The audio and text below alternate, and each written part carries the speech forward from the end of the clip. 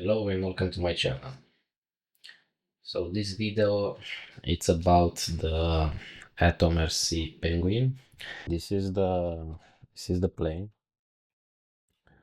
Here you have uh, the VTX, the video transmission system. So this is DJI O3. It's a bit older than O4, but it still works. This is a Pitot tube for measuring the airspeed, which is very important if you have been flying RC airplanes. Without it, you can easily get in a stall and crash your plane. So I highly recommend a Pitot tube. If you have a Pitot tube, then you should have the airspeed sensor here. It's a differential pressure sensor, a digital one on I2C. Those are not stock motors, so those are T-motor F60 1750 kV. They are a bit powerful than the stock motors. Added these motors, it's because they tend to be more efficient and more I would say balanced and more quality control than the other motors. And of course the quality control cat, his name is Onyx, and it's always checking my work to ensure that I'm doing my best. So those are some needles just to keep the wing aligned with the body, because they tend to be a bit out of alignment here. So you put this and they will be spot on, and they will keep it that way. All right, so this is the power cable. This is the airspeed sensor cable. This little one, it's for the cooling fan of the VTX, because I have been doing some tests on the ground, and the VTX, the DJI O3 got pretty hot and I had to cool it down. This little board here, it's a I2C expander. So you plug one connector and you get like one or three, four connectors to form connectors to connect auxiliary sensors or different I2C devices, like a battery, like a smart battery with SM bus, or multiple airspeed sensors, or Lidar, or whatever you have. Right, so on the wings, on these slots, which are already installed.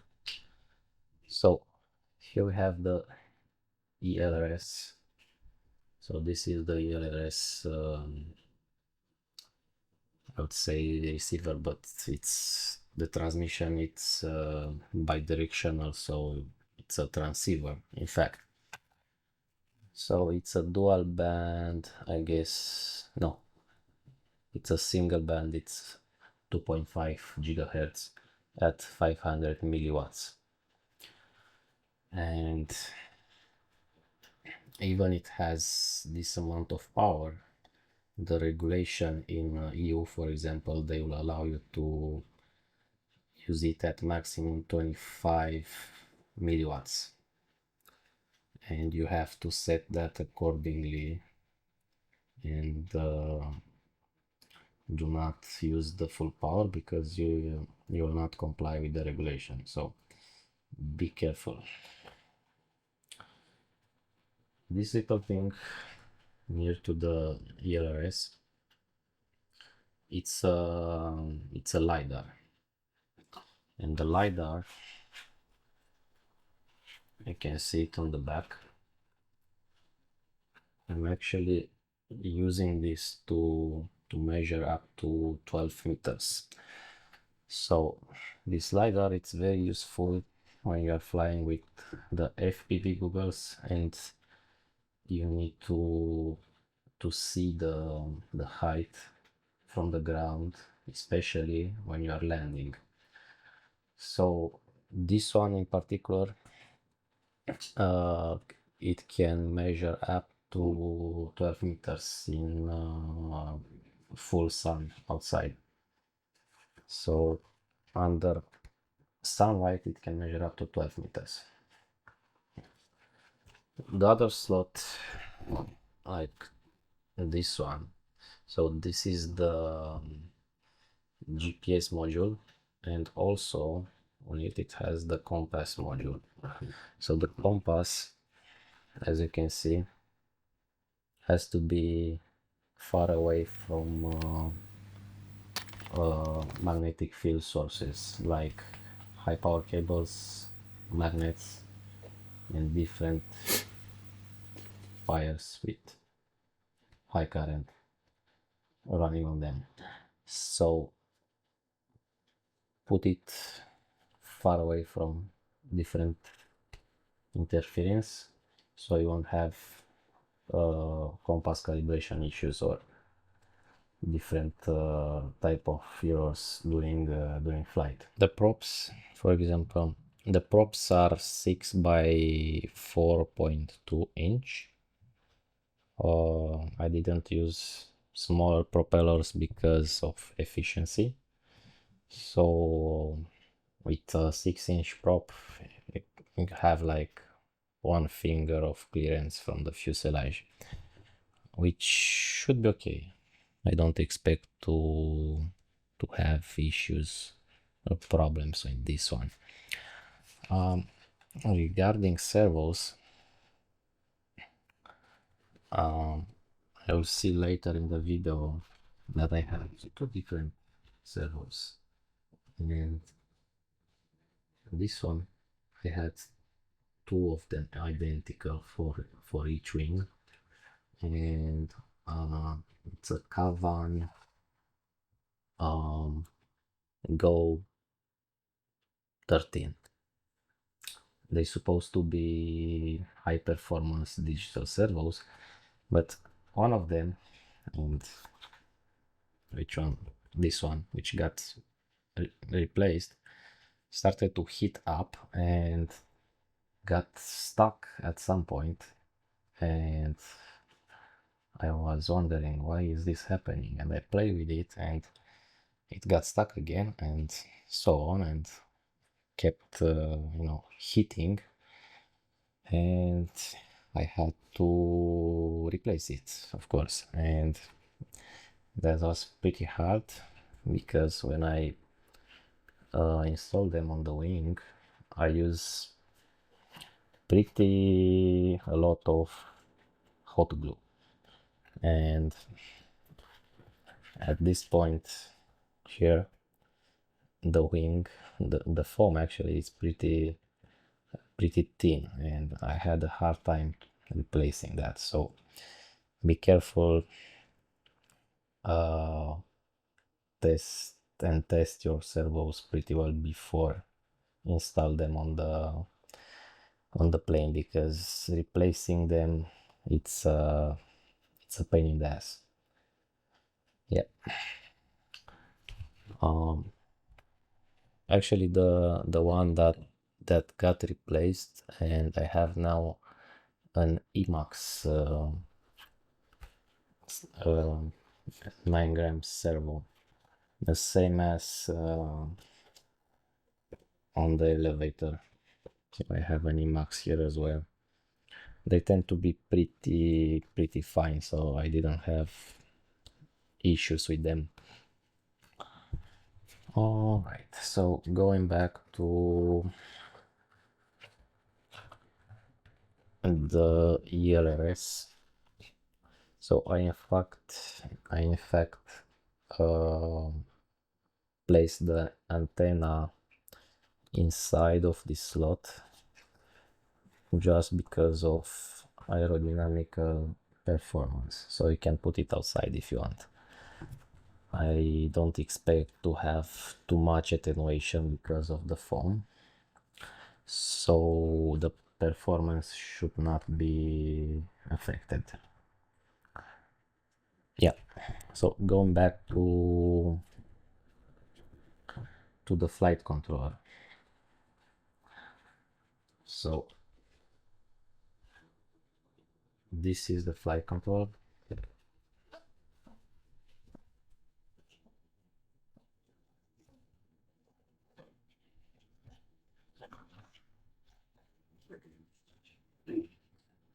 SpeedyBee F405 Wing.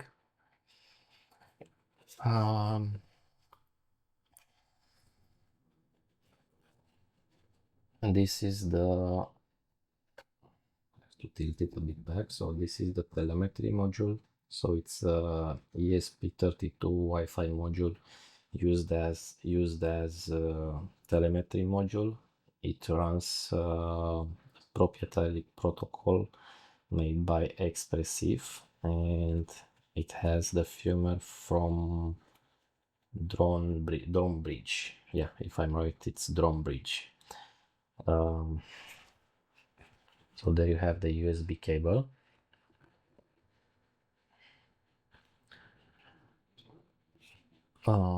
Servo connections, and I'm not sure if you can see this, but under the flight control you have the power distribution board, which runs all the power connections for the ESCs of the motors.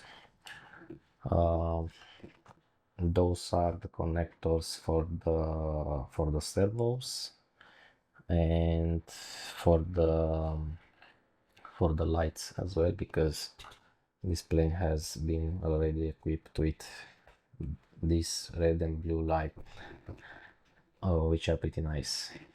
So the ESCs are already installed. So here you see, so those ESCs are Flycolor BL Heli 50 amps 6S ESC. So they should be pretty well balanced for this T motor F60. So they should work pretty well. So those ESCs from the plane were programmed with the BL Heli. So in a previous video that I made, and there I'm talking about how to program those ESCs that they don't have the standard BL Heli firmware on them, and also how to change the startup sound. So watch that video and you'll see how to do it. Also, this is a pack that I've been building. It's pretty similar with the one that I've been showing in my previous video. The only difference it's the cell size, so the process was the same, and if you want to learn how to build a battery pack, watch my previous video and you will see there how to do it. And now if I plug the battery, it will play that Star Wars song once again.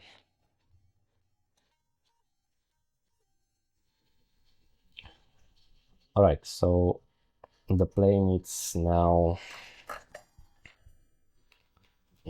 working, as you can see.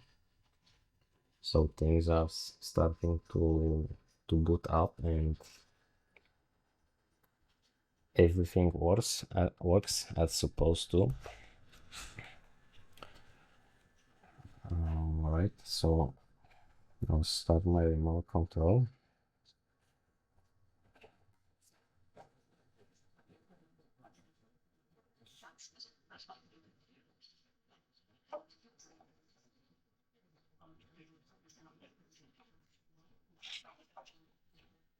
Alright, so I even have telemetry data on this one. So I'll make a video about this with Yabu telemetry and the Radio Master TX15. So we are now in manual mode, and if I move the stick, you can see the flash surfaces moving. But that's all, and I'll make a separate video later on how to configure the Arduino Pilot.